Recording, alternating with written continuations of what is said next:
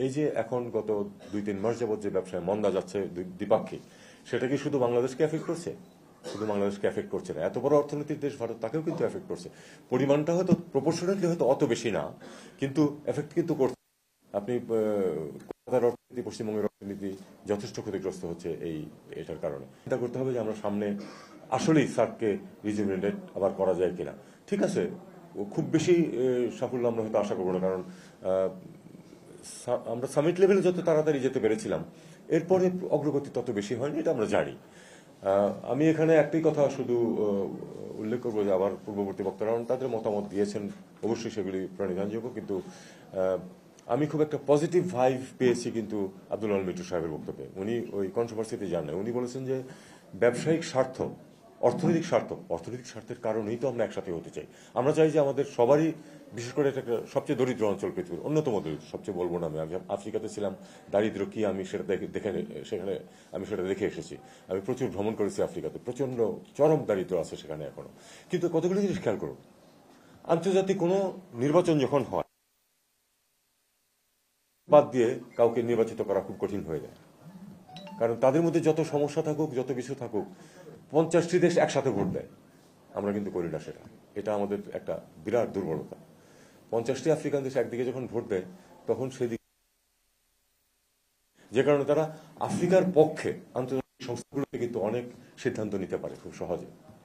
খেয়াল করে দেখবেন আপনি জিনিসটা, প্রচুর সংগঠনের প্রধান বা দ্বিতীয় প্রধান পদে কিন্তু আফ্রিকানরা ঢুকে পড়তে পারে। এটা তাদের জন্য অনেক সুবিধা হয়, যে সুবিধাটা আমরা পাচ্ছি না। এখানে একটা অত্যন্ত বড় এবং শক্তিশালী দেশ ভারত আছে, সাথে যদি আমাদেরকে নিতে পারতো সবাইকে, তাহলে কিন্তু ভারতেরও সুবিধা হতো, আমাদের অন্যদেরও সুবিধা হতো। কিন্তু সেটা দুঃখজনকভাবে হচ্ছে না। ব্যবসা বাণিজ্যের ব্যাপারে আমরা জানি যে ঠিক আছে, ভারতের অর্থনীতি অনেক বড়, কিন্তু এই যে এখন গত 2-3 মাস যাবত যে ব্যবসায় মন্দা যাচ্ছে দ্বিপাক্ষিক, সেটা কি শুধু বাংলাদেশকে এফেক্ট করছে? শুধু বাংলাদেশকে এফেক্ট করছে না, এত বড় অর্থনৈতিক দেশ ভারত, তাকেও কিন্তু এফেক্ট করছে। পরিমাণটা হয়তো প্রপোর্শনালি হয়তো অত বেশি না, কিন্তু এফেক্ট কিন্তু করছে। আপনি কলকাতার অর্থনীতি, পশ্চিমবঙ্গের অর্থনীতি যথেষ্ট ক্ষতিগ্রস্ত হচ্ছে এটার কারণে। এটা আমরা আশা করব যে অচলাবস্থা কাটিয়ে ওঠার জন্য সবচেয়ে গুরুত্বপূর্ণ হচ্ছে আপনার পারস্পরিক যেই যোগাযোগ স্থাপন, দেখা সাক্ষাৎ। আগামীকাল এখানে ভারতের পররাষ্ট্র সচিব আসছেন, আমাদের পররাষ্ট্র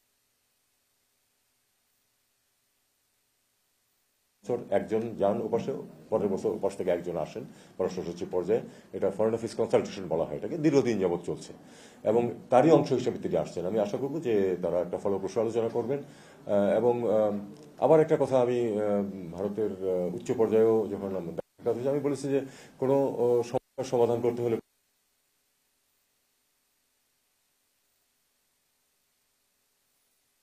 হবে যে 5 আগস্টের আগে এবং পরে ভারতের সাথে সম্পর্কে নিশ্চয়ই একটা গুণগত পরিবর্তন হয়েছে।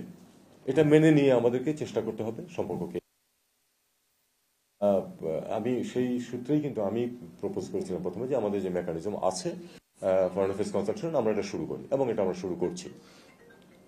সার্কের ক্ষেত্রেও আপনারা জানেন যে